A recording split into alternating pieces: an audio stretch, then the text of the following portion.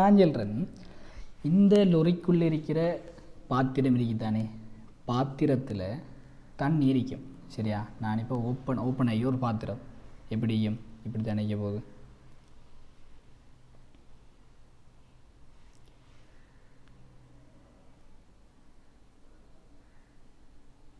இப்படி தான் ஒரு பாத்திரம். சரியானே? இந்த பாத்திரத்துக்குள்ளே என்ன இருக்க போகுதுண்டா தண்ணியை நம்ம ஊற்றுறோம். சரியா? இப்போ பாத்திரம் சும்மா இருக்கேன்டா பாத்திரம் முழுசாகவே நிரம்பி இருக்கும், ஒன்றுமே நடக்காது. ஆனால் இப்போ நம்ம பாத்திரத்தை இப்படி வலப்பக்கம் நல்லா ஃபாஸ்ட்டாக செஞ்சோம்டா பாத்திரத்துலேருந்து நீர் வெளியேறும் தானே. என்ன நீர் வெளியேறதுக்கு சான்ஸ் இருக்குது. ப்ராக்டிக்கலாக யோசிச்சிங்கன்னா நீர் வெளியேறும். சரியா? அது ஏன் நீர் வெளியேறுதுன்னு பார்த்தீங்கன்னா, இப்போ நீங்கள் இந்த பாத்திரத்தை நான் இப்படி கீறேன், சும்மா கீறேன், ஒரு சைடில் பார்க்குற மாதிரி கீறனண்டா இப்போ நீங்கள் யோசிச்சு பாருங்கள், இது ஏ. சரியா? இது ஏன்னா உலகத்துக்குள்ளேயுமே என்ன சிரிக்கண்டா, உலகத்துக்குள்ளேயும் தண்ணி இருக்கு. சரியா? உலகத்துக்குள்ளேயும் என்ன தண்ணி இருக்கு. ஸோ ஆறுமுடுகளோட போனால் இது நான் சொல்கிறேன், ஏதாவது ஒரு பக்கம் சாயம்னு சொல்கிறேன். அது ஓகேயா? அதுக்கு முன்னால் நீங்கள் பாருங்கள், இப்போ ஒரு ஊசல் குண்டிக்கு தானே, ஒரு ஊசல் குண்டு இப்படி சும்மா இருக்கு. சரியா? இப்போ சும்மா இருக்கக்குள்ள இதில் ஆறுமுடுகள் என்ன அரிக்குமென்று கேட்டீங்கண்டா, இதில் தாக்குற இந்த பொருளில் தாக்குற ஆறுமுடுகள் என்ன அரிக்குமெண்டா, கிடைத்திசையிலான ஆறுமுடுகள் 0, ஆனால் நிலைக்குத்திசையிலான ஆறுமுடுகள் ஜி இருக்கும். அதை நீங்கள் ஒத்துக்கிறீங்களா? ஜி இருக்கும். ஆனால் ஜியை என்ன செய்யுது, டி சமப்படுத்துது. எம்ஜி என்ற ஒரு ஆறுமுடுகள் இருக்கி, ஆனால் என்ன செய்யுது, ஜி சமப்படுத்துது. இப்போ நான் என்ன சொல்கிறேன்டா, இது ஒரு எண்ணத்தில் இருக்கு. இந்த ஊசல் கொண்டு காரை முன்னுக்கு இருக்கேன்னு வைங்களேன். காரை முன்னுக்கு இருந்து இந்த காரை என்ன செய்ய போகுதுன்னு சொன்னால், இந்த திசையில் ஏயோட போகுது. சரியா? இப்போ இந்த திசையில் ஏவோட போனால் இந்த ஊசல் குண்டு இப்படி போகுமா அல்லது இப்படி போகுமான்னு சொல்லுங்க. அப்போ சிவப்பு கலரில் போகுமா ஊதா கலரில் போகுமான்னு கேட்டீங்கண்டா, ஊதா கலரில் தான் அது போகும். காரணம் என்னென்னு சொன்னால், இந்த விசைக்குத்தானே, அதாவது இந்த விசைக்கு தானே, அதாவது நான் நான் எப்படி சொல்லிடமாண்டா, இப்போ நீங்கள் ஒரு பஸ்ஸில் போகிறீங்க. சரியா? பஸ்ஸில் ஏறி இருக்கீங்க.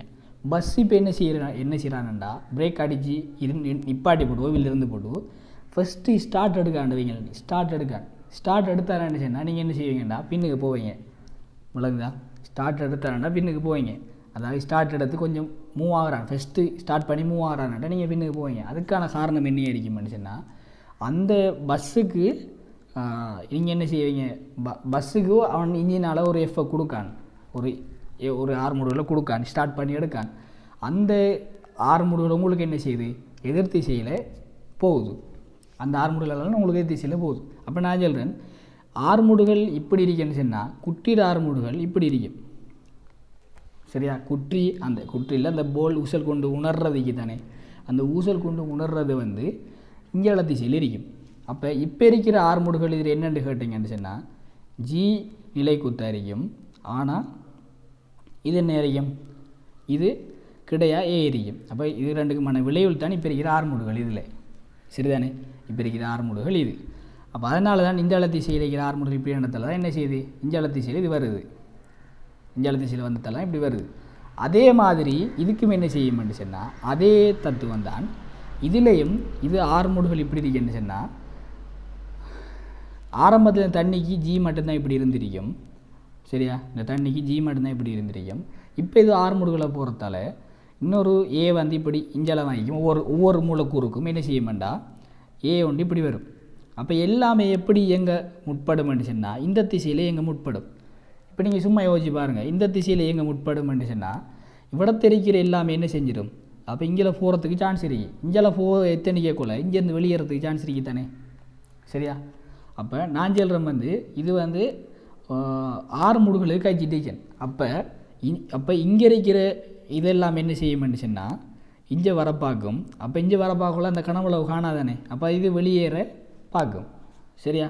அப்போ இது வெளியேறும்னு சொன்னால் நான் சொல்கிறேன், இப்படித்தான் இப்போ இருக்கிற இது இருக்கும். சரியா? போலையா?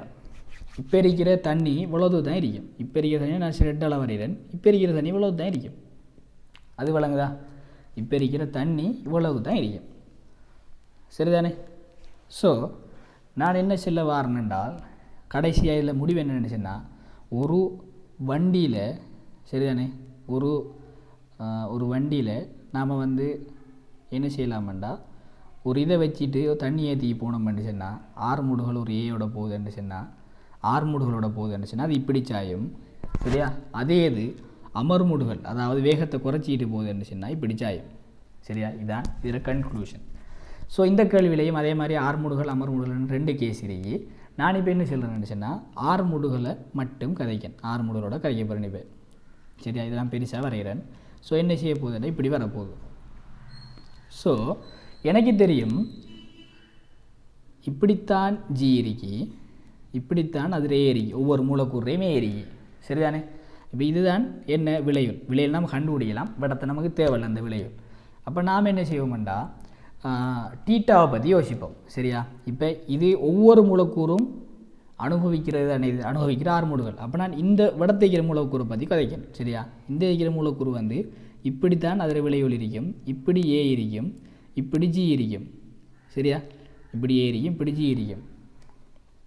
ஸோ நான் சும்மா சொல்கிறேன், இது டீட்டான் எடுக்கணும்.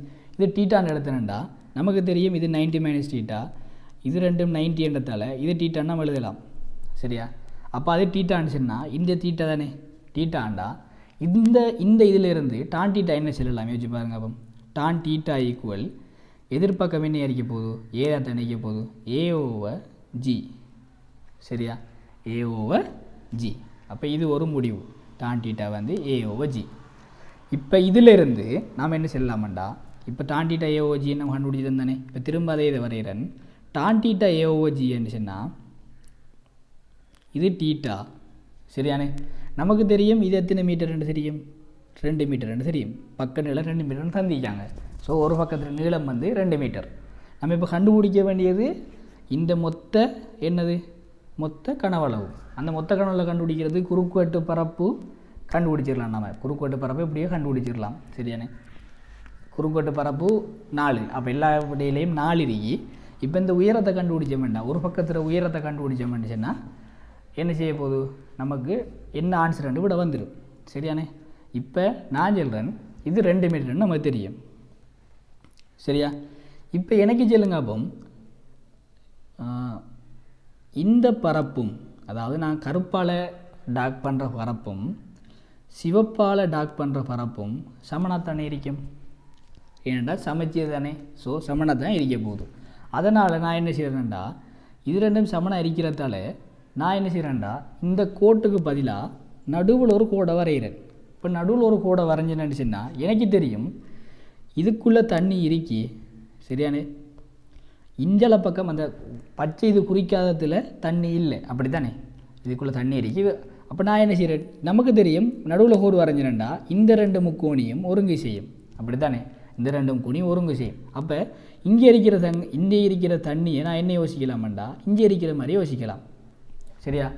அப்படி இருக்கிற மாதிரி யோசிச்சேன்னு சொன்னால் மிச்சமாக இருக்கிற இந்த உயரத்தில் தண்ணி இருக்காதுன்னு சொல்லலாம்.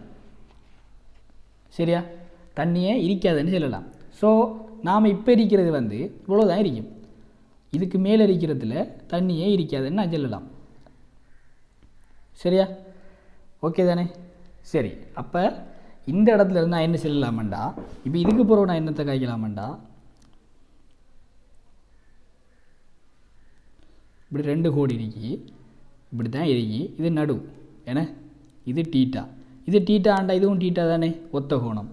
இப்போ எனக்கு தேவை இது மொத்தம் 2 மீட்டருண்டா, நடு ஒன்றா எத்தனை 1 மீட்டர். சரியா? நடு 1 மீட்டர். இந்த எச் தானே தேவை. அந்த எச்சை கண்டனண்டா மொத்தம் 2ல் அந்த எச்சை கழிச்சினண்டா என்ன செஞ்சிடும், நம்மளுக்கு எவ்வளோ ஹைட்டில் அந்த தண்ணி இருக்கேன்னு வந்துடும். சரியா? அப்போ நான் சொல்கிறேன் டான் டீட்டாங்கிறது என்ன, டான் டீட்டாங்கிறது A/G நம்ம ஏற்கனவே கண்டுட்டோம். இப்போ நம்ம கண்டுபிடிக்கிறது டான் டீட்டா. இந்த முக்கோணிக்கு யூஸ் பண்ணுங்க. அப்போ இந்த முதலாவது முக்கோணி யூஸ் பண்ணுங்க. அப்போ யூஸ் பண்ணிக்கன்னு என்ன வரும், H/1. ஸோ இதில் நான் என்ன செய்யலாமண்டா, A = GH என்று எழுதலாம், அல்லது H தானே கேள்வி, H = A/G என்று எழுதலாம். சரியா? இப்போ நீரின் உயர் கனவளவை பற்றி கேட்டிருக்காங்க. சரிதானே?